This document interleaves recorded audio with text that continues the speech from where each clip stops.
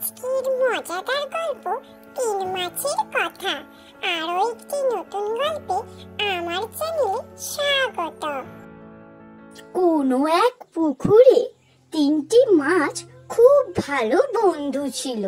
তাদের একজনের নাম ছিল অনাগত বিধাতা।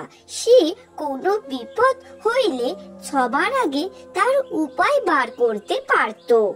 আরেকটির নাম ছিল প্রত্যুৎ পণ্যমতি। তাহার খুব বুদ্ধি ছিল। কোনো বিপদ উপস্থিত হলে সে ঢের বুদ্ধি খাটিয়ে তা দূর করত। আরেকটির নাম হলো দীর্ঘসূত্র। সে কোনো বিপদের কথা জানিতে পারিলেও আজ নয় কাল করিয়া সময় কাটাইত। কাজেই বিপদ আসিয়া উপস্থিত হইলে আর তাহার বিপত্তির সীমা থাকিত না। একদিন এক জেলে আসলো সেই পুকুরে মাছ ধরবার জন্য।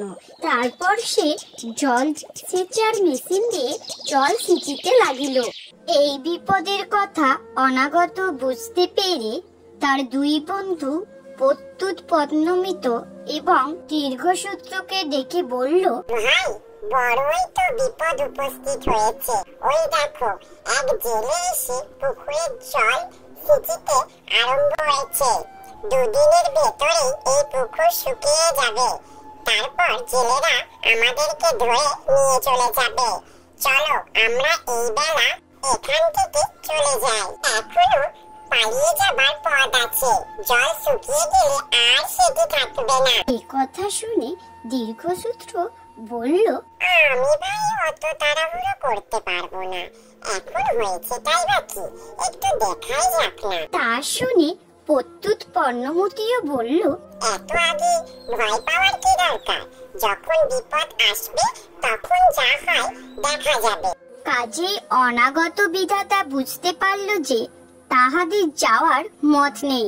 তখন সে আর তাদের জন্য অপেক্ষা না করে সেই পথটি দিয়ে অন্য একটি জলাশয়ে চলে গেল। এদিকে জেলে এত উৎসাহের সহিত জল ছিটিতে আরম্ভ করলো যে পুকুর শুকিয়ে যেতে আর বেশি সময় লাগলো না। তখন জেলে তার মাছ ধরার জাল এনে মাছ জালের মধ্যে গাঁথিতে শুরু করিল। শুকনো পুকুরে মাছ আর কোথায় পালাবে? কাজে দীর্ঘসূত্র ও প্রত্যুৎ পণ্যমতিও বুঝিতে পারল যে এ যাত্রার কারোর রক্ষা নেই। কিন্তু প্রত্যুৎ পণ্যমতি তখনও জীবনের আশা একবারে ছাড়ল না। সে ভাবল যে যা হয় হবে, একবার তো প্রাণ বাঁচাবার চেষ্টা করি। এই মনে করে সে চুপচাপ জেলের সেই মাছ ধরার জালে অন্যান্য মাছেদের মধ্যে ঢুকে জালকে কামড়ে ধরে থাকার ভান করতে থাকলো। তাকে দেখে ঠিক যেন মনে হচ্ছিল সে অন্যান্য মাছেদের মতো সেই জালে ধরা পড়ে গেছে। কাজেই জেলে আর তাকে জালে গাঁথার চেষ্টা করলো না।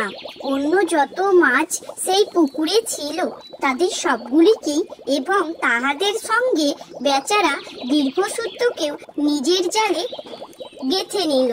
যখন জেলে মনে করলো যে সকল মাছ তার জালের মধ্যে ধরা পড়ে গেছে, তখন সেই কাদাশুদ্ধ মাছগুলিকে ধুয়ে পরিষ্কার করার জন্য জেলে আর অন্য একটি পুকুরে গেল। সেই পুকুরটি ছিল যেমন বড় তেমনি গভীর, তাতে জল ছিল ঢের। জেলে তৎক্ষণাৎ তার কাদা শুদ্ধ জালটিকে মাছ সমেত ধোয়ার জন্য যেই না পুকুরে দিয়েছে, অমনি প্রত্যুৎ পণ্যমিত সেই জাল থেকে বেরিয়ে পুকুরে দৌড় লাগালো।